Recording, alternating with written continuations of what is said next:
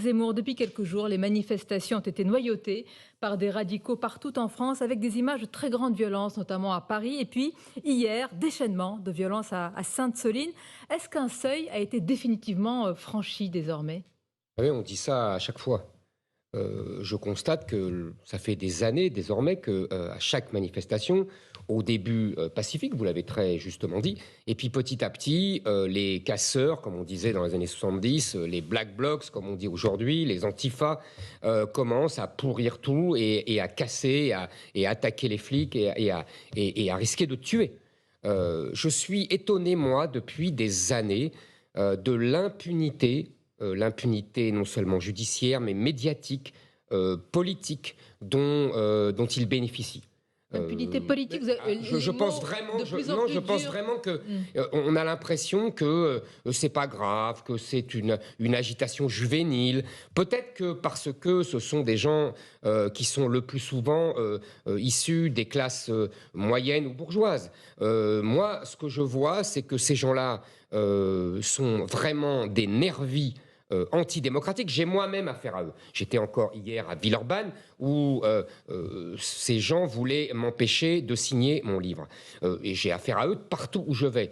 Hier, c'était Sainte-Soline, vous l'avez dit, c'est absolument scandaleux ce qu'ils ont fait. Pareil dans les manifestations contre la réforme sur les retraites.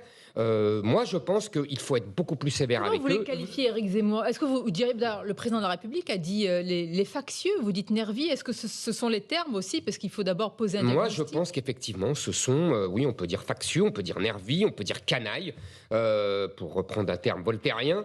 Je pense qu'ils n'ont rien à faire dans un pays démocratique et qu'il faut absolument les réprimer, mais Mais sévèrement. comment faire des interpellations préventives, les enfermer avant? Vous Qu'est-ce savez, qu'il moi, faut faire? ce que me disent les spécialistes des affaires policières, c'est qu'ils sont connus. On connaît leur nom, on connaît Il y leur en a qui adresse. viennent d'Allemagne, il y en a qui Ils viennent viennent, vous avez d'Europe. raison, il y en a certaines qui viennent de l'étranger, mais il y a beaucoup de Français aussi.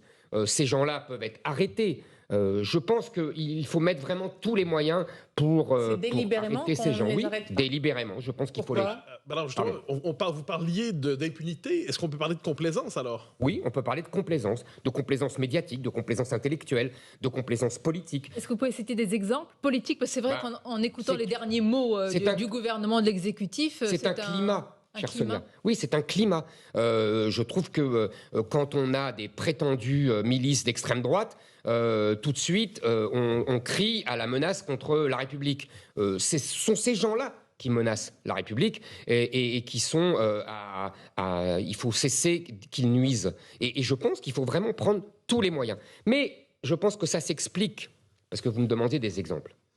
Moi, si vous voulez, j'étais très frappé depuis des semaines. J'observe évidemment le paysage politique et je constate que ce soit à l'Assemblée nationale, que ce soit dans la rue, que ce soit dans les esprits, dans les médias, à la télévision, ce que j'appellerais une nupécisation des esprits. La NUPES et Jean-Luc Mélenchon, son imam caché, pas si caché d'ailleurs. Imam caché. Oui, parce qu'il n'est pas élu et donc il n'est pas à l'Assemblée, mais c'est lui quand même qui est le maestro de tout ça. Jean-Luc Mélenchon dirige tout le monde. Tout le monde est fasciné par la NUPES. Vous lui faites Le pas beaucoup rassemblement- d'honneur quand même? Ah non, moi je trouve pas. Non, c'est non, il vraiment, et je trouve qu'il oriente le pays. Le Rassemblement national est fasciné par la NUPES. Il tient, vous voyez ces élus, ils tiennent un discours de gauche. La NUPES tient un discours d'extrême gauche, si on veut différencier, même si je vois pas tellement de différence. Et au sein de LR même, vous avez de nombreux élus, Pradier en tête, qui se prennent pour des Che Guevara de bar café et qui tiennent aussi un discours de gauche. Nous avons toute la classe politique qui a basculé Parce vers que la la NUPES. boussole, selon vous, ce serait Jean-Luc Ah oui, Mélenchon, de tout absolument. ce monde-là. Absolument. Et moi, ce que je vois, et d'ailleurs, si vous avez lu mon livre, vous avez pu constater que je l'avais prévu, annoncé. C'est-à-dire que je pense que je me pose comme le seul adversaire sérieux et de droite de Jean-Luc Mélenchon. Je pense qu'il faut affronter Jean-Luc Mélenchon. Il faut l'affronter culturellement, il faut l'affronter médiatiquement, il faut l'affronter politiquement. Il n'y a pas d'opposant Jean-Luc Mélenchon, mis à part vous, dans le spectre et toute la classe politique il y a, à aujourd'hui. part, je dirais évidemment, le pouvoir défend, mais mollement, sa position. Et sinon, je trouve que dans le spectre politique, il n'y a pas d'adversaire de Jean-Luc Vous avez vu Mélenchon.